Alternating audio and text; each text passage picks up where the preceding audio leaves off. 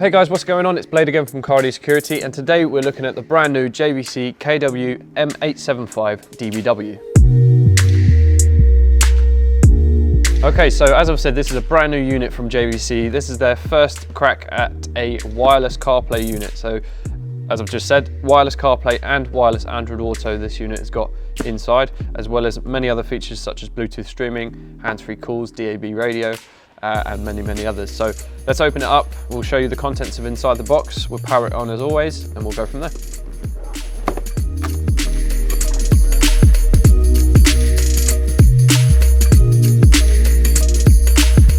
Okay, so this is the box unpacked. This is what you'll get when you buy the unit brand new. So let's quickly go through it. So first thing you'll see is your main wiring harness. So this comes pre-loomed obviously. So what you'll have is obviously the connection on the back of the head unit and then going to an ISO. So this is a universal plug which will work into most vehicles and then into any adapters, like I say, connects to adapters for your vehicle. This comes with a few other extendable wires such as a handbrake cable, a speed pulse cable and a reverse camera switch cable there. Next you've got your GPS antenna. Now because this unit's got CarPlay and will use maps or Waze, you need this GPS antenna just to give you an accurate map location. So this plugs into the back of the unit, and then we would usually stick it on top of the head unit before it's fitted in, as long as you've got the space for it. If not, it can be stuck on the dash. Next you have your Bluetooth microphone.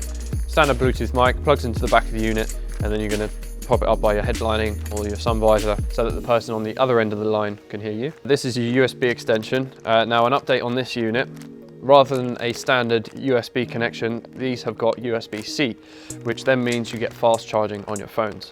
Now, iPhone users, obviously don't worry if your phone does not take USB-C, they do give you an adapter to go from USB-C to USB. Next up you have a trim to sit around the edge of the stereo once it's been fitted. You may not need to use this, but it's there if you need it. You've got your instruction manual and removal keys for the cage that comes on the stereo. Obviously if you do get stuck, all the information is going to be in there. And then lastly, you have the mounting screws for the stereo itself. So these will be only used if you're using a mounting bracket for the side of the stereo, then you've got these there available. And then you've got the unit itself.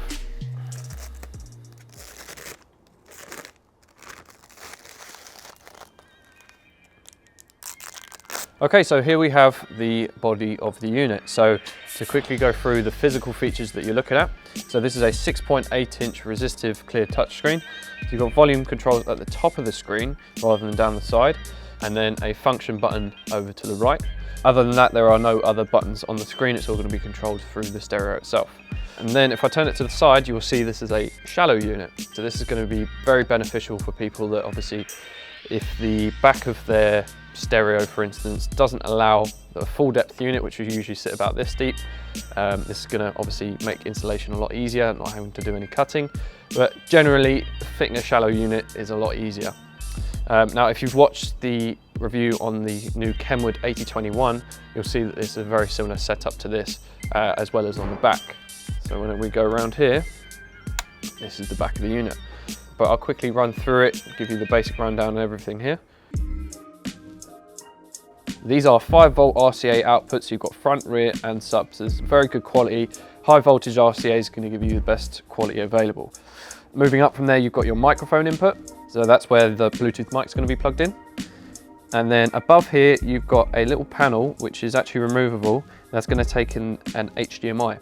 So this unit has HDMI input, but it's not a usual HDMI. Just bear in mind, this is a micro HDMI input. So you will need a special cable for that, which is not included. And then next to that is your USB Type-C input. So all you do is just unscrew this panel pops out, you pop your cables in and then screw this back down. That's just going to hold the cables in place so that they're not going to be tugged out when it comes to fitting it. Now down here we've got your FM and AM aerial inputs. So you'd usually use an adapter for most vehicles. That's just going to plug into here, and then you'll have your AM and FM aerial. So this part here is where you have all of your video inputs and outputs. This is why they are yellow. So this unit can actually take 4 camera inputs, the same as the 8021. So this can take a front camera, a rear camera, and 2 side cameras if you really need it. So that's what these connections here are for. So if I just pull this off. So 1, 2, 3, 4. And then these 2 connections are for a video input and output. So if you have an external video source, something like a screen that you want to play videos on in the back to copy this, or to play, I don't know, a DVD player, you can connect that into there. And then you have auxiliary input. So that's your AV audio input as an aux, so 3.5mm jack. So you just plug in your jack and your video, and you've got video and sound. Next, you have your GPS antenna. So that's what we showed you earlier. That's going to be plugged in there and then stuck on the top of the unit.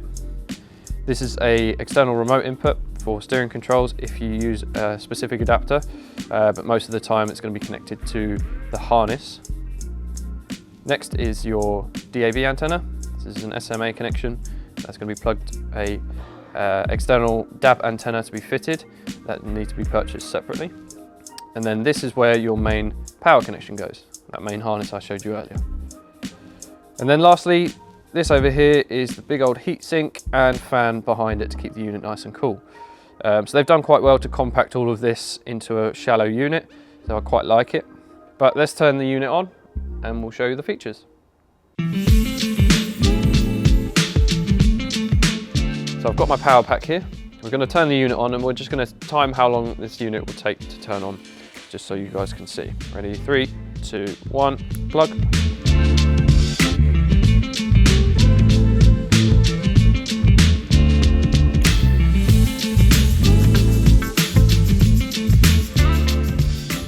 Okay, and it's on. So it's not too bad, to be honest. That's about average for a unit of this kind of caliber to turn on.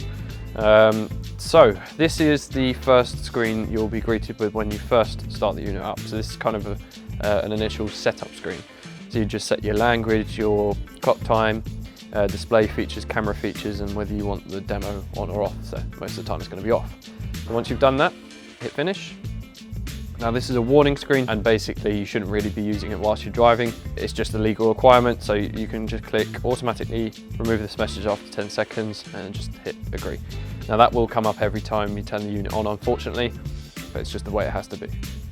Now, a new feature with this JVC unit is this has got advanced gesture touch control, which essentially means that you can do kind of quick gestures in the center of the screen and adjust the unit from there. So as you can see, you can change the track forward or backwards, you can change the folder up and down, you can do the volume by going round and round like that, you can change a widget by using 2 fingers, you can change widget format by moving 1 finger up, 1 finger down, and you can change widget style by tapping it. So let's give that a try. This is the main screen you'll come to, but let's say I wanted to turn the volume up. There we go. Look at that, that's pretty cool, to be honest. Quite like that. I don't think any units at the moment have this feature, so it's quite cool to see that they've come up with something different. But I quite like this background at the moment. So this is basically, it's like a live background. Obviously you can change this if you need to, but it makes it quite dynamic. Rather than just a still background, it's nice to see that. Now this is the kind of normal JVC format that you will see in most of their units, which is nice and easy to use, to be honest.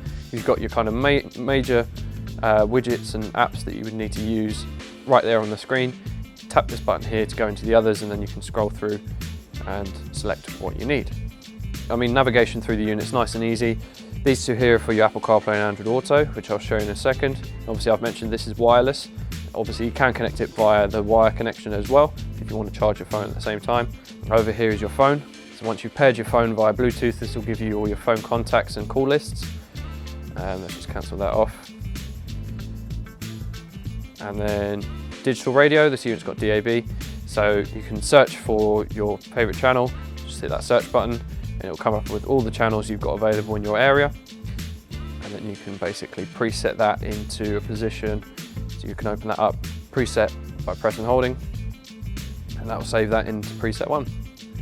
And then if you need to go through, just click skip, or you can use the gesture control to skip through the tracks or the stations nice and easily, turn the volume up and down as you need to. So it's quite handy having that feature. Now as you can see, once you're within an app, you have these abilities down here, so you can basically scroll through, again, the quick apps and you can scroll through what you want to do down here, so you don't have to go back into the main menu like so and select from there. So it makes kind of navigation through it nice and easy. Okay, so this button up here, if we press this quickly, this is going to give us a drop down of our quick functions. So if we want to, say, go into our audio settings, we can do that nice and quickly. Now, because this unit has a lot of audio settings and paired with those 5-volt pre-outs, you've got a lot of very good sound quality. And obviously, as I've said, the settings allow you to control that as well. So you've got crossover settings for each setup in the vehicle. You've got an EQ that you can play around with. So this is a 13-band EQ. So you can play around with that, adjust that. You can also select pre-made presets and set your own 4 presets for the EQ as well. You can also adjust the subwoofer level. You've got position, so basically you can change the sound position in the vehicle, and you can also adjust, fine-tune the time alignment there as well. Along with a lot of other features, obviously normal fader and balance, volume offset, you've got a few sound effects you can play around with as well. So a lot of audio settings to play around with.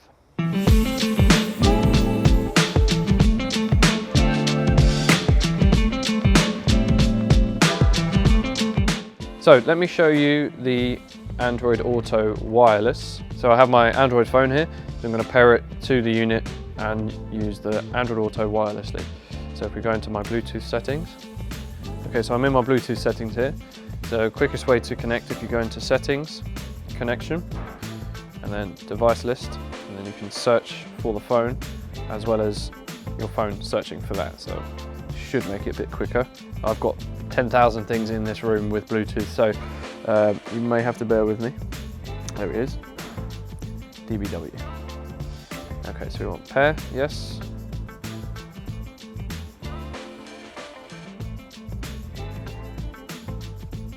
Now this may ask us to connect the GPS antenna, I'm not 100% sure, so let's try it first.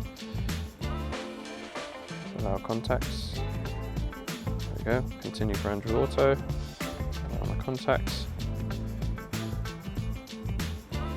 They've changed the Android Auto slightly now, so you actually have some kind of split screen capability, which is quite similar to the Apple Carplay. You've got your main functions down the bottom, and then all your other apps are in widgets there. But as you can see, completely wirelessly connected.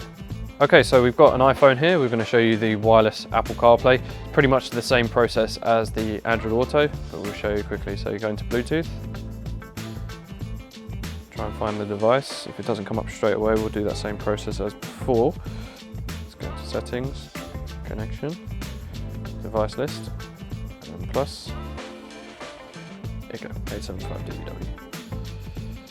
Pair, yes, allow. Enable CarPlay, yes, ignore that. Use CarPlay.